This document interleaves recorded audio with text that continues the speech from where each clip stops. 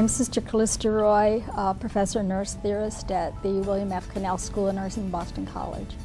I first met Dr. Marjory Gordon in 1973 at the first National Conference on Nursing Diagnosis, and both of us were asked to be panelists at the end of the conference to respond to what are the implications of all of this.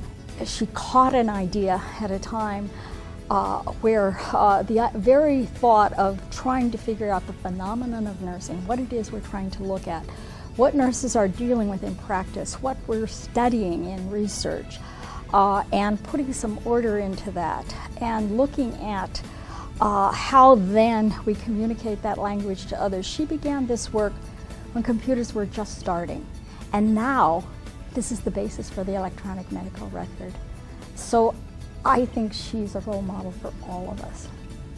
I think Marjory Gordon has an incredible ability that I admire immensely in her singleness of purpose, her commitment, her absolute focus.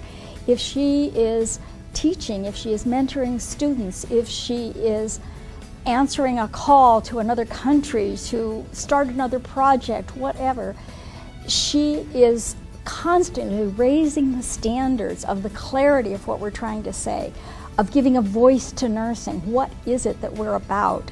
I think that Marjory is the perfect candidate for a living legend because it's hard to think of a work that started 40 years ago that is even more relevant today.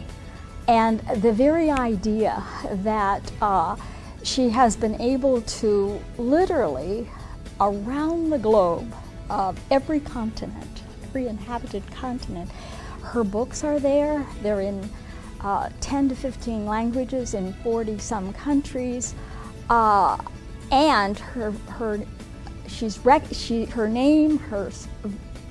recognized everywhere.